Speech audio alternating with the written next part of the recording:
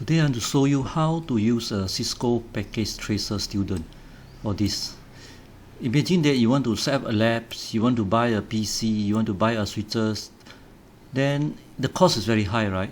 So you need a virtual environment, a virtual software that let you learn how to configure the switches. And the most good software is you must install this one, Cisco Packet Tracer student. So how to install? Let me show you. You go to Google, you search for this, and then you can download this version, this package version for students. Okay, so I don't want to show you the download here because I already installed in my computer. Now let me start this one. Okay, let's say now we want to set up an environment where we have one switches and two computer. Okay, so you see below here, security. You click here, there's a routers, but you look for switches. When you click here, then the model of switches will be here, right? So let's say we choose the common use one, 2950 24 port. You put in the center. That's how you set up, okay? And then you go to this one, end device, and then you put in two computer. Okay, this one is computer. You put one computer here, one computer here. It's the same things, okay? So next thing what we do, okay, we must look for connection, a Cat6 cable, right? So you put here, this is a Cat6 cable. Okay, you put this is connection. You see fiber, console, which I will show you later how you link. But at this moment we learn how about to pull the Cat6 cable. You put this one, you put it here. Oh, sorry. You put it here.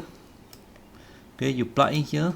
So this one we link to the fast internet 0, the network port. Click this one and then you link to the switches. Okay, when you click here, this is a 24 port, right? So which port you want to plug in, right?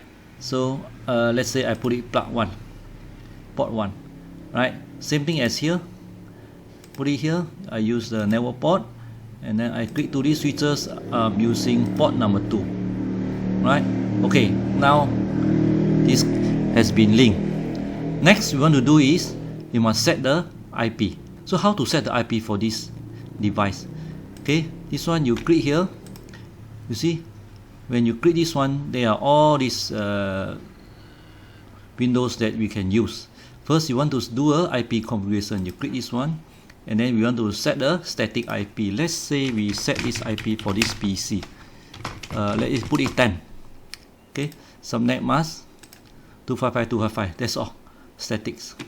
Right? We don't want to put mask. That's the simplest. Right? Alright. Okay. So now you see what is your IP. Okay, make sure it's appear. Okay, that's all.